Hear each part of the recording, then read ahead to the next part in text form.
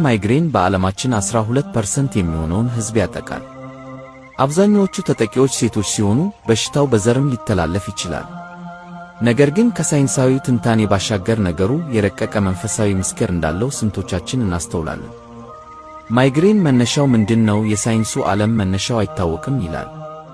እኛ ግን ካለን ጥበብ የምንረዳው መነሻቸው የማይታወቁ ነገሮች ሁሉ ከአጋንንትና ከክፉ መናፍስት፣ የዛር መናፍስት፣ የዓይነ ጥላ፣ የመተትና የዘመኑ የርኩሰት መናፍስት ጋር የተያያዙ መሆናቸውን ነው።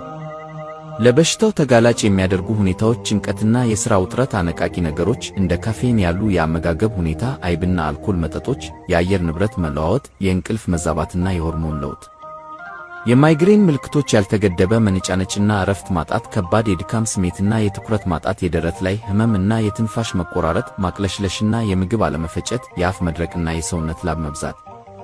የመፍትሄው ጥበብ የነቃ ትውልድ ይመልከት። መፍትሄው ጨለማ ውስጥ መደበቅ ሳይሆን ነቅቶ መጠበቅ ነው።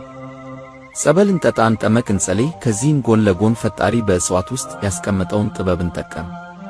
የማይግሬን ፈውስ ሰጪ እጽሽነት። ይህ ዕፅ ድንቅ የሆነ የፈውስ ኃይል አለው። አዘገጃጀት: የግንዱን ወይም የሥሩን ቅርፊት በንጽሕና አድርቆ መፍጨት። አጠቃቀም: የማይግሬን ህመም ሲነሳቦት በጥቂቱ በአውራና በሌባ ጣት መቆንጠር፣ በአፍንጫው መሳብ። ውጤት: በ10 ደቂቃ ውስጥ ፈውስ ያገኛሉ። እስኪድኑ ድረስ ደጋግመው ይጠቀሙ።